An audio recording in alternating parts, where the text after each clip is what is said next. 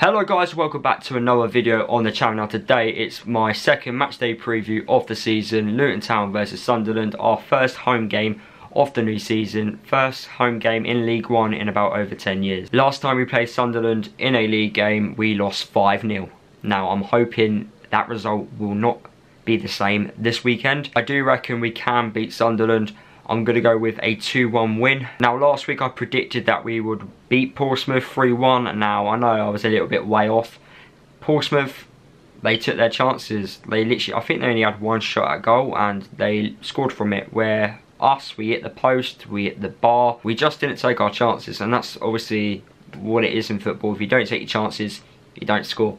And we just didn't score against Portsmouth. We played really good football and there was a lot of positives from that game, and I reckon if we can bring those positives into the game against Sunderland, I do reckon we can beat them. And I do know for a fact that Sunderland have got a lot of players who are out injured, and they're not just like normal players, they are key players to their squad and they are out injured. Now Danny Hilton is back from suspension and I believe that there ain't anyone injured or suspended, so we've got a full good squad for the game against Sunderland. This Saturday is going to be a sellout, 10,000 fans at the stadium, and I know Sunderland fans are going to be going, only 10,000? Yeah, well, if you haven't been asking for a stadium for 50 years, you would understand why we only have 10,000 at home. I am recording this video on Thursday evening. Now the transfer window has closed and we haven't not got rid of any players and we haven't signed anyone, which for me it's alright. We had the squad available. For me, I would have liked maybe another striker to come in. Looking at our squad, I reckon we'll be alright. I don't think we'd be any danger to go down, especially the way we've been playing at the moment. I do reckon we can push for those playoff places. Now, I know I said I'd be happy to stay up and I would like a top 10 finish. If you've been watching my videos, you would understand that I have said that in the past. But I do reckon we can get in those playoff places if the players want it. You know, I don't reckon the players would want just mid-table. So, and same with our manager Nathan. I don't reckon he just wants mid-table. So, it's going to be a long season, but I reckon we can challenge and I reckon we can do well. Right, guys. Before I actually predict the lineup for the game against Sunderland, this video is sponsored by OneFootball. If you guys don't know what OneFootball is, it's an app which is available on the Play Store or App Store if you've got an iPhone, and then if you're on Android, you can download it on the Play Store. It's completely free. One of the best football apps I've actually used. Within the app itself, you can follow all different types of competitions, football clubs, countries. You can even find out the news of your club which you support. So for me, I can follow Luton. It tells me all the latest news about Luton. It also tells me the squad, about the player, how much they weigh, what their height is. It tells me the stats from the players. It also tells me the stats overall from the team. It gives me the league table, gives me all different matches I want. So as a League One fan, it's good because it's in detail. It tells you more than what Sky Sports does and BBC Sport app does as well. Before any games kicks off, you can actually give predictions on which team you reckon will win, and it tells you how many fans agree with you after you made that prediction. If you're at the game and you don't know what's happened, or you've missed a chance and you can't tell which players had that chance, you can go on the app and it gives you live commentary on what's just happened in that match. It also gives you notifications if you're not at the game as well. You can push those notifications. It gives you match facts, it gives you yellow cards, red cards, goals, half time and full time, so you will never miss a thing if you're not at a football game, or even if you are at that football game. Make sure you download the OneFootball app in the description below, and yeah, on with the video. Now this is my predicted lineup on what I think Nathan Jones will choose for the game against Sunderland. Now I don't reckon there'll be many changes. Starting in goal, I'm going to go with Marek Steck. Did everything but save that goal. I don't reckon he would have been able to save it anyway. There was about like 3 Portsmouth players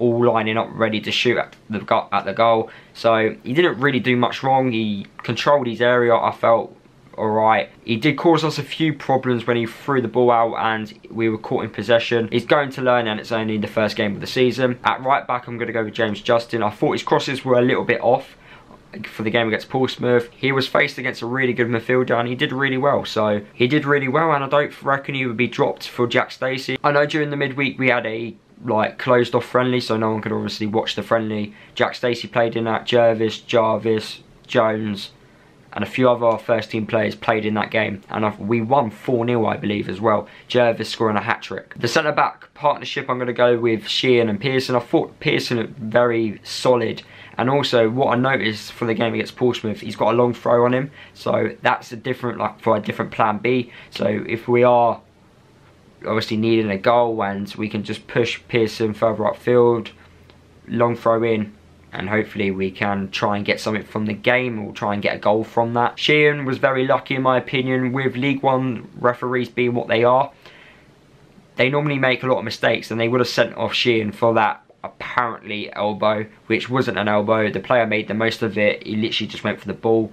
But sometimes a referee can make a quick decision and he would just send Sheehan off. But I'm glad he did it. It was the correct decision. Nothing was wrong in that challenge, and Sheehan managed to stay on the pitch. But apart from that, he was at fault for the goal, I believe. He mistimed his jump and then he slipped over and then it left us open. And then Pearson mistimed his challenge and then boom, and that's how the goal happened. But Sheehan's the captain. He's a good leader within the squad, and I don't see why he won't be starting. At left back, I'm going to go with Dan Potts. I thought Dan Potts did alright for the game against Portsmouth. Nothing really, I didn't really notice anything which he did wrong or good. You know, he had an average performance, I would say. In that CDM role, I'm going to go with McCormack. McCormack, for me, made a few bad passes against Portsmouth. Over hit crosses which could have been better delivered into the box. But he did show a bit of class against Portsmouth, you know. And I did mention that in my matchday preview for the game against Portsmouth. He's used to playing in those tension, like really loud atmospheres, and he did really well. Pelly, man of the match. He was absolutely excellent against Portsmouth, so he has to start. Elliot Lee, for me, in that number 10 role, he did really nice touches around the box, around the field in fact. He beat a few players. He's very, very dangerous in that number 10 role, and he should remain being in that number 10 role. If he wants playing time, he should stay there, because he's going to get more game time, more chances to score goals, more chances to be involved with the team, and he causes a lot of problems. In the other centre mid role, I am going to go Grant. Grant, for me, went missing a few times, especially in that first half, but when we were more attacking in that second half, he got more into the game, which was like obviously a positive, and it's good to see what he can do on the ball. And I was really happy with what he did off the ball as well. He did do a lot of closing down. He did win the ball back a few times. So for me, I would like him to not go missing, but he's that type of player who will go missing because he is an attacking player. He doesn't do the defensive work, but he's obviously going to learn, and hopefully we will see more of him and more an involvement, Grant, in matches. But like I said, it's been the first game of the season, so it's too early to even judge. And then out front, I'm going to go with Collins, and I'm going to go with Danny Hilton. For me, Cornick, he's fantastic as an impact sub. Now, throughout his career, he's been a winger flash forward, so he's not always been a player to score goals, and his job isn't really to score goals. He isn't really an out-and-out striker.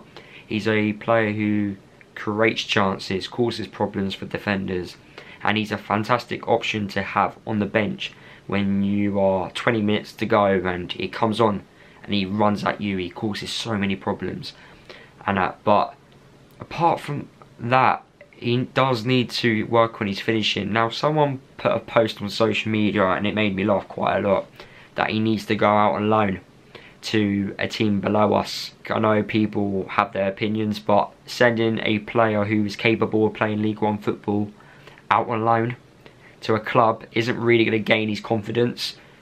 You know, people believe if you go out on loan to a smaller club, you're going to score more goals. No, that isn't really the case. You are the same player.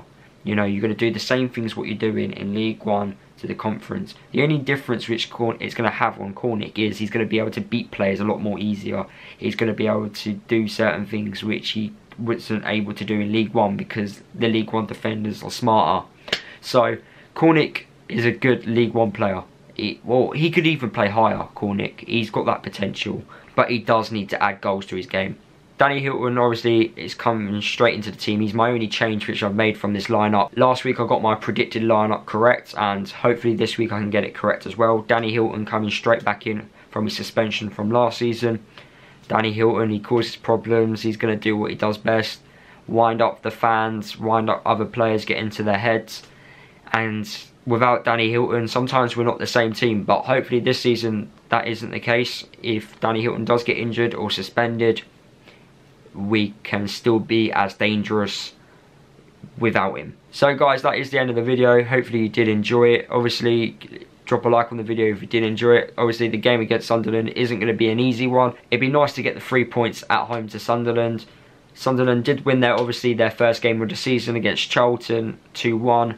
Scored in like the 94th minute. So hopefully we can beat them. I'm not asking us to do the exact same thing like what they did to Charlton, but it'd be nice to tell Sunderland fans, I don't think there's many, but that they ain't going to walk the league. I think there's a lot of Sunderland fans which reckon that it's going to be it will be tough. League One is tough division, you know. So I do reckon they will be up there, Sunderland, don't get me wrong. They will be around that playoff places, hopefully, well, maybe top 2 as well.